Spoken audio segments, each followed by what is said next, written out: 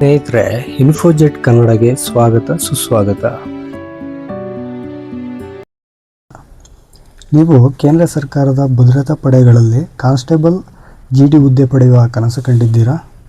ಹಾಗಾದರೆ ಈ ವಿಡಿಯೋ ನಿಮಗಾಗಿ. ಸ್ಟಾಫ್ ಸೆಲೆಕ್ಷನ್ ಕಮಿಷನ್ SSCಯು 25,487 ಬೃಹತ್ ಕಾನ್ಸ್ಟೇಬಲ್ ಹುದ್ದೆಗಳಿಗೆ ನೇಮಕಾತಿ ಅಧಿಸೂಚನೆ ಬಿಡುಗಡೆ ಮಾಡಿದೆ.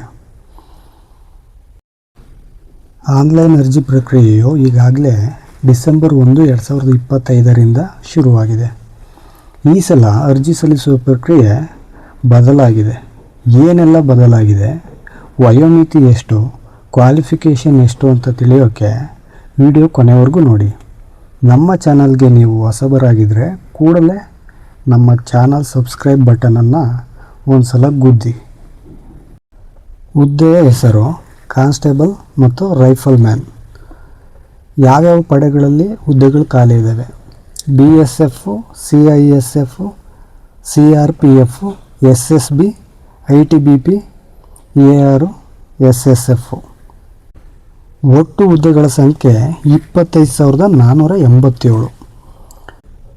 ಅದರಲ್ಲಿ ಪುರುಷರಿಗೆ 23,467, ಮಹಿಳೆಯರಿಗೆ 2,020 ಹುದ್ದೆಗಳು ಖಾಲಿ ಇದೆ. ಇಷ್ಟು ಹುದ್ದೆಗಳನ್ನು ಭರ್ತಿ ಮಾಡಬೇಕು ಅಂತ ಆದೇಶ ಆಗಿದೆ. ಈ ಪರೀಕ್ಷೆಯನ್ನು ಕನ್ನಡದಲ್ಲಿ ಸಹ ಬರೀಬೋದಾಗಿರುತ್ತೆ. ಕಂಪ್ಯೂಟರ್ ಬೇಸ್ಡ್ ಎಕ್ಸಾಮಲ್ಲಿ ಇಂಗ್ಲೀಷು, ಹಿಂದಿ ಮತ್ತು 13 ಪ್ರಾದೇಶಿಕ ಭಾಷೆಗಳಲ್ಲಿ ನಡೆಸಲಾಗುತ್ತೆ. ಇದರಲ್ಲಿ ಕನ್ನಡವೂ ಕೂಡ ಸೇರಿದೆ. ಕನ್ನಡದಲ್ಲೂ ನೀವು ಎಕ್ಸಾಮನ್ನು ಬರೀಬೋದು. ನೇಮಕಾತಿ ಪ್ರಕ್ರಿಯೆಯ ಪ್ರಮುಖ ದಿನಾಂಕಗಳನ್ನು ನೋಡ್ತಾ ಹೋಗೋಣ. ಆನ್ಲೈನ್ ಅರ್ಜಿ ಸಲ್ಲಿಕೆಗೆ ಪ್ರಾರಂಭ ದಿನಾಂಕ 1/12/2025. ಆನ್ಲೈನ್ ಅರ್ಜಿ ಸಲ್ಲಿಕೆ ಕೊನೆಯ ದಿನಾಂಕ 31/12/2025. ಆನ್ಲೈನಲ್ಲಿ ಶುಲ್ಕ ಪಾವತಿಗೆ ಕೊನೆಯ ದಿನಾಂಕ 1/1/2026. ಅರ್ಜಿ ತಿದ್ದುಪಡಿ ವಿಂಡೋ, ಕರೆಕ್ಷನ್ ವಿಂಡೋಗೆ ನೀವು ಅರ್ಜಿ ಸಲ್ಲಿಸುವಾಗ ಏನಾದರೂ ತಪ್ಪಾಗಿದ್ದರೆ ಅದನ್ನು ತಿದ್ದುಪಡಿ ಮಾಡೋದಕ್ಕೆ ಅವಕಾಶ ಇದೆ.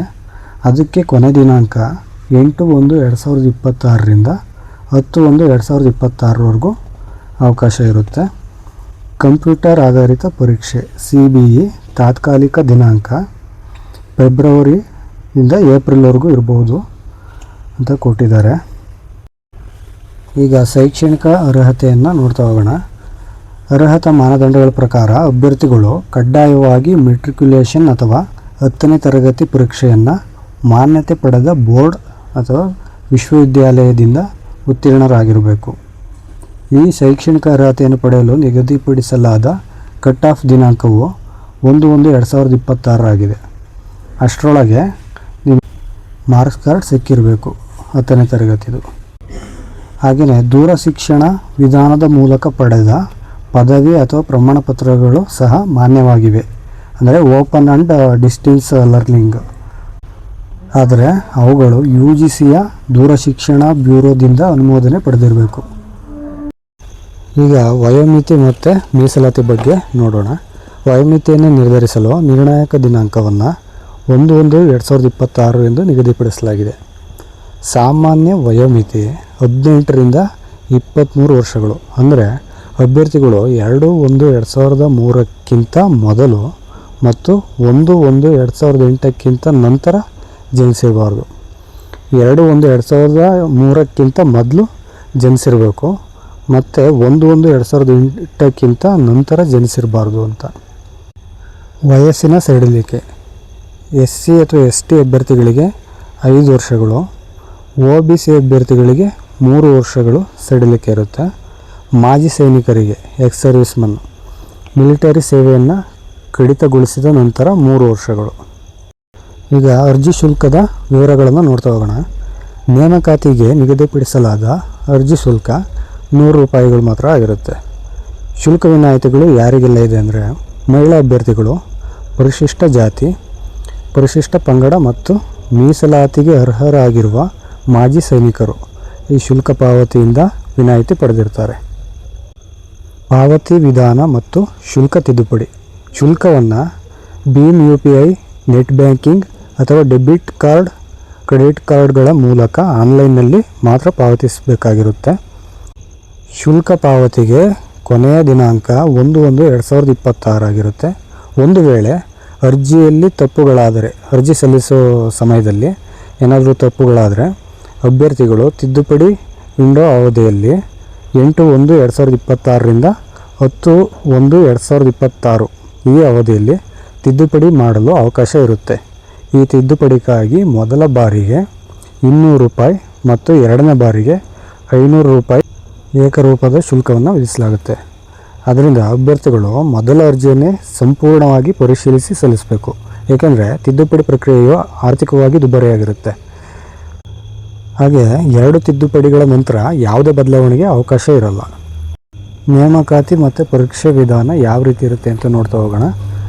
ಆಯ್ಕೆ ಹಂತಗಳು 4 ಹಂತಗಳಿರುತ್ತವೆ.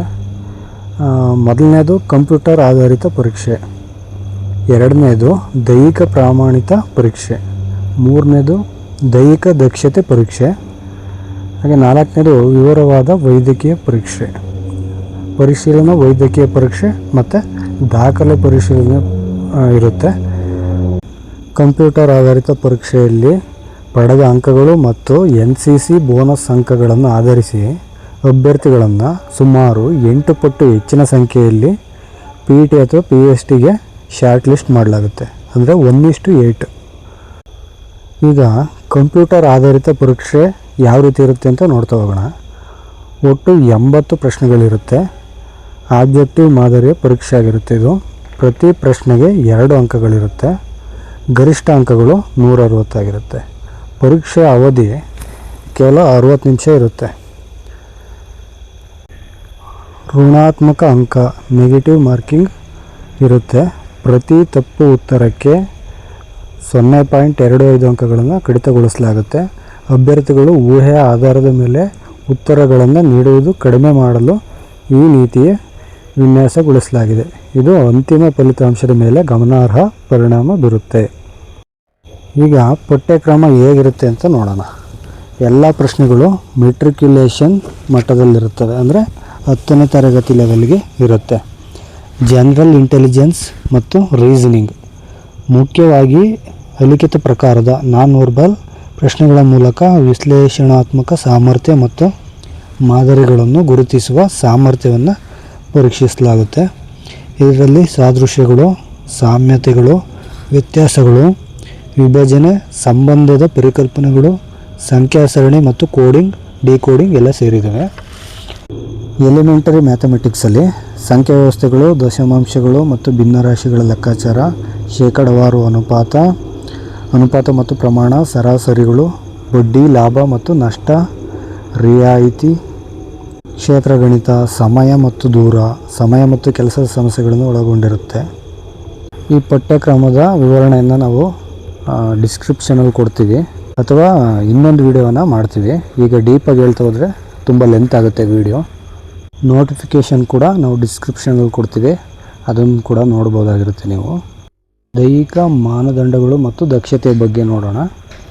ದೈಹಿಕ ದಕ್ಷತೆ ಪರೀಕ್ಷೆ. ಅಭ್ಯರ್ಥಿಗಳು ಈ ಕೆಳಗಿನ ಸಮಯದ ಮಿತಿಯೊಳಗೆ ಓಟವನ್ನು ಪೂರ್ಣಗೊಳಿಸಬೇಕು. ಲಡಾಖ್ ಪ್ರದೇಶದ ಹೊರತಾದವರಿಗೆ ಓಟ 24 ನಿಮಿಷಗಳಲ್ಲಿ 5 ಕಿಲೋಮೀಟರ್, ಮಹಿಳೆಯರಿಗೆ 8.5 ನಿಮಿಷಗಳಲ್ಲಿ 1.6 ಕಿಲೋಮೀಟರ್, ಪುರುಷರಿಗೆ 24 ನಿಮಿಷಗಳಲ್ಲಿ 5 ಕಿಲೋಮೀಟ್ರ್ ಓಡಬೇಕಾಗಿರುತ್ತೆ. ಈಗ ಲಡಾಖ್ ಪ್ರದೇಶದ ಅಭ್ಯರ್ಥಿಗಳಿಗೆ ಓಟ 7 ನಿಮಿಷಗಳಲ್ಲಿ 1.6 ಕಿಲೋಮೀಟರ್ ಓಡಬೇಕಾಗಿರುತ್ತೆ ಪುರುಷರು. ಇನ್ನು ಮಹಿಳೆಯರು 5 ನಿಮಿಷಗಳಲ್ಲಿ 800 ಮೀಟರ್ ಓಡಬೇಕಾಗಿರುತ್ತೆ. PETನಲ್ಲಿ ಯಾವುದೇ ಮೇಲ್ಮನವಿ ಇಲ್ಲ. ದೈಹಿಕ ದಕ್ಷತೆ ಪರೀಕ್ಷೆಯಲ್ಲಿ ಅಭ್ಯರ್ಥಿಗಳು ಅನರ್ಹಗೊಂಡರೆ ಆ ತೀರ್ಪಿನ ವಿರುದ್ಧ ಯಾವುದೇ ಮೇಲ್ಮನವಿ ಅಥವಾ ಪ್ರಾತಿನಿಧ್ಯವನ್ನು ಸಲ್ಲಿಸಲು ಅವಕಾಶವಿರುವುದಿಲ್ಲ. ಆದ್ದರಿಂದ PETಗಾಗಿ ಸಮಗ್ರವಾದ ಮತ್ತು ಕಠಿಣವಾದ ತರಬೇತಿಯು ಅತ್ಯಗತ್ಯವಾಗಿದೆ. ಈಗ ದೈಹಿಕ ಪ್ರಮಾಣಿತ ಪರೀಕ್ಷೆ ಏನೇನಿರುತ್ತೆ ಅಂತ ನೋಡೋಣ. PST height and chest. ದೈಹಿಕ ಪ್ರಮಾಣಿತ ಪರೀಕ್ಷೆಯಲ್ಲಿ ಅಭ್ಯರ್ಥಿಗಳ ಎತ್ತರ ಮತ್ತು ಎದೆಯನ್ನು ಅಳೆಯಲಾಗುತ್ತೆ. ಸಾಮಾನ್ಯ ಮಾನದಂಡಗಳು: ಎತ್ತರ ಪುರುಷರಿಗೆ 170 ಸೆಂಟಿಮೀಟ್ರು, ಮಹಿಳೆಯರಿಗೆ 157 ಸೆಂಟಿಮೀಟ್ರು.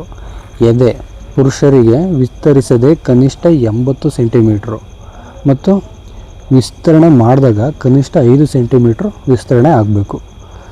ಸಡಿಲಿಕೆಗಳು ಅಂದರೆ ರಿಲ್ಯಾಕ್ಸೇಷನ್ಸು ಕೆಲವು ವರ್ಗಗಳು ಮತ್ತು ಪ್ರಾದೇಶಿಕ ಸಮುದಾಯದ ಅಭ್ಯರ್ಥಿಗಳಿಗೆ ಎತ್ತರ ಮತ್ತು ಎದೆ ಅಳತೆಯಲ್ಲಿ ಸಡಿಲಿಕೆ ಲಭ್ಯ ಇರುತ್ತೆ. ಮೊದಲನೇದಾಗಿ ಪರಿಶಿಷ್ಟ ಪಂಗಡ ಎಷ್ಟೇ ಅಭ್ಯರ್ಥಿಗಳಿಗೆ, ಅದರಲ್ಲಿ ಪುರುಷರಿಗೆ 162.5 ಸೆಂಟಿಮೀಟ್ರು ಮತ್ತು ಮಹಿಳೆಯರಿಗೆ 150.0 ಸೆಂಟಿಮೀಟ್ರ್ ಎತ್ತರ, ಇಷ್ಟು ಎತ್ತರ ಇದ್ರೂ ಆಗುತ್ತೆ. ಇನ್ನು ಎದೆ 76 ಸೆಂಟಿಮೀಟ್ರು ವಿಸ್ತರಿಸದೆ ಕನಿಷ್ಠ 5 ಸೆಂಟಿಮೀಟ್ರು ವಿಸ್ತರಣೆ ಮಾಡಿದಾಗ ಇಷ್ಟಿದ್ರೂ ಪುರುಷರಿಗೆ ಎಲಿಜಿಬಲ್ ಆಗುತ್ತೆ. ಪ್ರಾದೇಶಿಕ ಸಡಿಲಿಕೆ ಉದಾಹರಣೆ ಗರ್ವಾಲಿಗಳು, ಮರಾಠರು, ಅಸ್ಸಾಂ, ಹಿಮಾಚಲ ಪ್ರದೇಶ, ಜಮ್ಮು ಮತ್ತು ಕಾಶ್ಮೀರ, ಲಡಾಖ್ ಈ ದೇಶದವರಿಗೆ ಪುರುಷರಿಗೆ 165 ಸೆಂಟಿಮೀಟ್ರು ಮತ್ತು ಮಹಿಳೆಯರಿಗೆ 155 ಸೆಂಟಿಮೀಟ್ರ್ ಎತ್ತರ ಇದ್ರೂ ಆಗುತ್ತೆ. ತೂಕ ಅಭ್ಯರ್ಥಿಯು ತೂಕವನ್ನು ಸಂಖ್ಯೆಯಲ್ಲಿ ನಿಗದಿಪಡಿಸಲಾಗಿಲ್ಲ, ಆದರೆ ಇದು ವೈದ್ಯಕೀಯ ಮಾನದಂಡಗಳ ಪ್ರಕಾರ ಎತ್ತರ ಮತ್ತು ವಯಸ್ಸಿಗೆ ಅನುಗುಣವಾಗಿರಬೇಕು. ಆಮೇಲೆ ಇಲ್ಲಿ PST ಮೇಲ್ಮನವಿ ದೈಹಿಕ ಮಾನದಂಡಗಳಲ್ಲಿ ಎತ್ತರ ಮತ್ತು ಎದೆ ಅನರ್ಹಗೊಂಡ ಅಭ್ಯರ್ಥಿಗಳು ಅದೇ ದಿನ ಕೇಂದ್ರದಲ್ಲಿ ನಾಮನಿರ್ದೇಶನಗೊಂಡ ಮೇಲ್ಮನವಿ ಪ್ರಾಧಿಕಾರಕ್ಕೆ ಮನವಿ ಸಲ್ಲಿಸಬಹುದಾಗಿರುತ್ತೆ. ಮೇಲ್ಮನವಿ ಪ್ರಾಧಿಕಾರದ ನಿರ್ಧಾರವೇ ಅಂತಿಮವಾಗಿರುತ್ತೆ ಮತ್ತು ಇದರ ನಂತರ ಯಾವುದೇ ಪ್ರಾತಿನಿಧ್ಯಕ್ಕೆ ಅವಕಾಶ ಇರಲ್ಲ. ಅರ್ಜಿ ಸಲ್ಲಿಕೆ ಪ್ರಕ್ರಿಯೆ ಮತ್ತು ನಿರ್ಣಾಯಕ ಕಾನೂನು ಅಂಶಗಳನ್ನು ನೋಡ್ತಾ ಹೋಗೋಣ. ಅರ್ಜಿ ಸಲ್ಲಿಸಲು ಬಯಸುವ ಎಲ್ಲ ಅಭ್ಯರ್ಥಿಗಳು ಕಡ್ಡಾಯವಾಗಿ SSCಯ ಹೊಸ ವೆಬ್ಸೈಟ್ನಲ್ಲಿ ಒನ್ ಟೈಮ್ ರಿಜಿಸ್ಟ್ರೇಷನ್ OTR ಅನ್ನು ಪೂರ್ಣಗೊಳಿಸಬೇಕು. ಹಳೆಯ ವೆಬ್ಸೈಟ್ನಲ್ಲಿ ರಚಿಸಲಾದ OTR ಹೊಸ ವೆಬ್ಸೈಟ್ಗೆ ಮಾನ್ಯವಾಗಿರುವುದಿಲ್ಲ. ನಾವು ಮೊದಲೇ ಹೇಳಿದಾಗೆ ಈ ಸಲ ತುಂಬ ಬದಲಾವಣೆ ಆಗಿರುತ್ತೆ ಅಂತ ಹೇಳಿದ್ದು. ವೆಬ್ಸೈಟ್ ಸಹ ಬದಲಾಗಿದೆ. ಈ ವೆಬ್ಸೈಟ್ ಮುಖಾಂತರ ನಾವು ಅರ್ಜಿ ಸಲ್ಲಿಸಬೇಕಾಗಿರುತ್ತೆ. ಈಗ ಛಾಯಾಚಿತ್ರ ಮತ್ತು ಸಹಿ ನಿರ್ಬಂಧಗಳು, ಫೋಟೋ ಮತ್ತು ಸಿಗ್ನೇಚರ್ದು. ಆನ್ಲೈನ್ ಅರ್ಜಿ ನಮೂನೆಯು ಅಭ್ಯರ್ಥಿಯ ಲೈವ್ ಛಾಯಾಚಿತ್ರವನ್ನು ಸೆರೆ ಹಿಡಿಯಲು ವಿನ್ಯಾಸಗೊಳಿಸಲಾಗಿದೆ. ರಿಯಲ್ ಟೈಮ್ ಫೋಟೋವನ್ನು ಕೊಡಬೇಕಾಗುತ್ತೆ ಅರ್ಜಿ ಸಲ್ಲಿಸುವಾಗ. ಛಾಯಾಚಿತ್ರ ಸ್ಪಷ್ಟವಾಗಿರಬೇಕು, ಕ್ಯಾಪ್ ಅಥವಾ ಕನ್ನಡಕಗಳನ್ನು ಧರಿಸಿರಬಾರ್ದು ಮತ್ತು ಪೂರ್ಣ ಮುಂಭಾಗದ ನೋಟವನ್ನು ಹೊಂದಿರಬೇಕು. ಒಂದು ನಿರ್ಣಾಯಕ ಎಚ್ಚರಿಕೆ ಎಂದರೆ ಅಭ್ಯರ್ಥಿಯು ತನ್ನ ಮೊದಲೇ ಅಸ್ತಿತ್ವದಲ್ಲಿರುವ ಛಾಯಾಚಿತ್ರದ ಫೋಟೋವನ್ನು ಸೆರೆ ಹಿಡಿಯಬಾರದು. ಅಂತಹ ಅರ್ಜಿಗಳನ್ನು ಸಾರಾಂಶವಾಗಿ ತಿರಸ್ಕರಿಸಲಾಗುತ್ತದೆ. ಆಧಾರ್ ದೃಢೀಕರಣದ ರಕ್ಷಣೆ. ಆಧಾರ್ ಆಧಾರಿತ ದೃಢೀಕರಣ ಪ್ರಕ್ರಿಯೆಯನ್ನು ಆರಿಸಿದ ಅಭ್ಯರ್ಥಿಗಳಿಗೆ ಒಂದು ಪ್ರಮುಖ ರಕ್ಷಣೆ ಲಭ್ಯವಿದೆ. ಅಂದರೆ ಅವರು ಅಪ್ಲೋಡ್ ಮಾಡಿದ ಛಾಯಾಚಿತ್ರ ಅಥವಾ ಸಹಿ ನಿಗದಿತ ಮಾನದಂಡಗಳ ಪ್ರಕಾರ ಇಲ್ಲದಿದ್ದರೂ ಅವರ ಅರ್ಜಿಯನ್ನು ಆ ಕಾರಣಗಳ ಮೇಲೆ ತಿರಸ್ಕರಿಸಲಾಗುವುದಿಲ್ಲ. ತಾಂತ್ರಿಕ ದೋಷಗಳಿಂದ ಅರ್ಜಿ ತಿರಸ್ಕರಿಸುವಿಕೆಯನ್ನು ತಪ್ಪಿಸಲು ಇದು ಅತ್ಯುತ್ತಮ ಮಾರ್ಗವಾಗಿದೆ. ಡೊಮಿಸೈಲ್ ಪ್ರಮಾಣಪತ್ರದ ನಿಯಮಗಳನ್ನು ನೋಡೋಣ. ಈ ಹುದ್ದೆಗಳು ನಿಮ್ಮ ಡೊಮಿಸೈಲ್ ಅಥವಾ ನಿವಾಸಿ ರಾಜ್ಯದ ಆಧಾರದ ಮೇಲೆ ಮೀಸಲಾತಿಯನ್ನು ಹೊಂದಿರುತ್ತೆ. ಆನ್ಲೈನ್ ಅರ್ಜಿ ಸಲ್ಲಿಸಬೇಕಾದ್ರೆ ನೀವು ಯಾವ ರಾಜ್ಯ ಮತ್ತು ಜಿಲ್ಲೆಯನ್ನು ಹಾಕಿರ್ತೀರೋ ಅದಕ್ಕೆ ಡಾಕ್ಯುಮೆಂಟ್ಸ್ ಸಬ್ಮಿಷನ್ ಮಾಡ್ತಿರಲ್ವ, ಡಾಕ್ಯುಮೆಂಟ್ ವೆರಿಫಿಕೇಷನಲ್ಲಿ ಆ ಟೈಮಲ್ಲಿ ಎರಡೂ ಹೊಂದಾಣಿಕೆ ಆಗಬೇಕಾಗಿರುತ್ತೆ.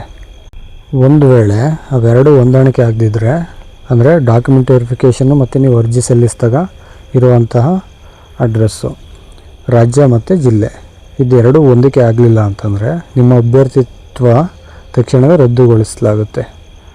ಆದ್ದರಿಂದ ದಯವಿಟ್ಟು ಅತ್ಯಂತ ಜಾಗರೂಕತೆಯಿಂದ ನಿಮ್ಮ ಅರ್ಜಿಯನ್ನು ತುಂಬಿ. ಈಗ ಪಡೆಗಳ ಆದ್ಯತೆ ಅಂದರೆ ಫೋರ್ಸ್ ಪ್ರಿಫರೆನ್ಸಸ್ ನೋಡೋಣ. ನೀವು ಅರ್ಜಿ ಸಲ್ಲಿಸುವಾಗ BSF, CISF, CRPF ಹೀಗೆ ಎಲ್ಲ 7 ಪಡೆಗಳಿಗೂ ಆದ್ಯತೆಯನ್ನು ನೀಡುವುದು ಕಡ್ಡಾಯ. 1ರಿಂದ 7ರವರೆಗೂ ನೀವು ಆದ್ಯತೆಯನ್ನು ನೀಡಬೇಕು. ನಿಮ್ಮ ಮೆರಿಟ್ ಅಂಕಗಳ ಆಧಾರದ ಮೇಲೆ ಮತ್ತು ನೀವು ನೀಡಿದ ಆದ್ಯತೆಯ ಆಧಾರದ ಮೇಲೆ ನಿಮಗೆ ಅಂತಿಮವಾಗಿ ಫೋರ್ಸನ್ನು ಹಂಚಿಕೆ ಮಾಡಲಾಗುತ್ತೆ. ಒಂದು ಎಚ್ಚರಿಕೆ ಏನು ಅಂದರೆ ನಿಮ್ಮ ಅರ್ಜಿಯನ್ನು ಸಲ್ಲಿಸಿದ ನಂತರ ನೀವು ನೀಡಿದ ಆದ್ಯತೆಯನ್ನು ಬದಲಾಯಿಸಲು ಎಂದಿಗೂ ಸಾಧ್ಯವಿಲ್ಲ. ಆದ್ದರಿಂದ ಯಾವ ಫೋರ್ಸ್ ನಿಮಗೆ ಹೆಚ್ಚು ಸೂಕ್ತವಾಗಿದೆ ಅಂತ ಸರಿಯಾಗಿ ಸಂಶೋಧನೆ ಮಾಡಿ ಆದ್ಯತೆ ನೀಡಿ. ಉದಾಹರಣೆಗೆ SSF, CSF, CISF ಈ ಥರ ನಿಮಗೆ ಯಾವುದು ಸೂಕ್ತ ಅನಿಸುತ್ತೆ ಅದಕ್ಕೆ ಆದ್ಯತೆ ನೀಡಿ. ನಾವು ಡಿಸ್ಕ್ರಿಪ್ಷನಲ್ಲಿ ಸಂಪರ್ಕ ಮಾಹಿತಿ ಕೊಟ್ಟಿರ್ತೀವಿ. SSC ವೆಬ್ಸೈಟು ಮತ್ತು CRPF ವೆಬ್ಸೈಟು, ಹಾಗೆ ತಾಂತ್ರಿಕ ಸಹಾಯವಾಣಿ ಸಂಖ್ಯೆಯನ್ನು ಸಹ ಕೊಟ್ಟಿರ್ತೀವಿ. ಅದಕ್ಕೆ ನೀವು ಕಾಲ್ ಮಾಡಿಬಿಟ್ಟು ಮಾಹಿತಿ ತಿಳ್ಕೊಬೋದಾಗಿರುತ್ತೆ. ಈ ವಿಡಿಯೋ ಇಷ್ಟ ಆದರೆ ಲೈಕ್ ಬಟನ್ ಅಮುಕಿ ನಿಮ್ಮ ಸ್ನೇಹಿತರಿಗೂ ಸಹ ಈ ವಿಡಿಯೋವನ್ನು ಪ್ರೀತಿಯಿಂದ ಬಿಸಾಕಿ. ನಮ್ಮ ಚಾನಲ್ಗೆ ಚಂದಾದಾರರಾಗಿ. ವಂದನೆಗಳು.